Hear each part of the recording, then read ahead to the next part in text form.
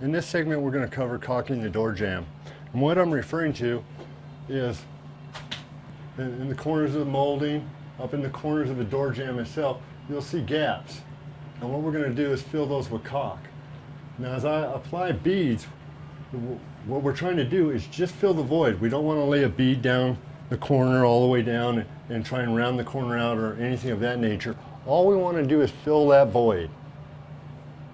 So I'm going to apply a light bead, and on a job of this size, if you're just doing one jamb, a small tube works really good. Just a small hand tube. It has a finer tip. It's easier to apply in smaller amounts. But as I stated earlier, we're on an industrial job and we've got 43 of these doors to do, so we're using a little larger gun. I just want to put a small light bead, just kind of go back and forth, work it into the corner.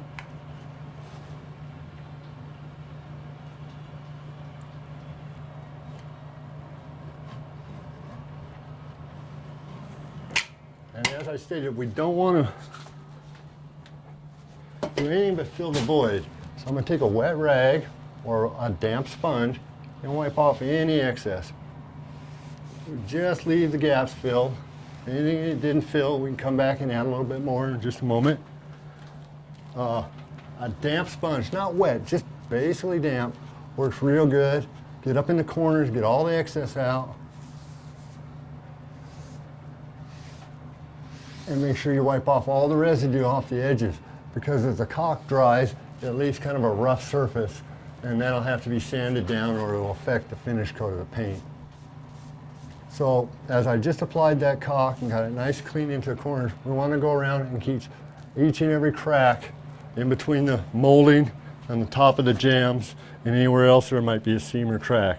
And as you're applying the caulk, as you get excess buildup on the tip, just keep wiping that off and keep a good clean tip, and that'll prevent you a little less work of getting the caulk off the door jamb. So just take your time, go around and get all the cracks, and as I say, just fill the voids. Once you've got all the caulk applied and wiped off, please watch our next segment on primering the door jamb, part 2.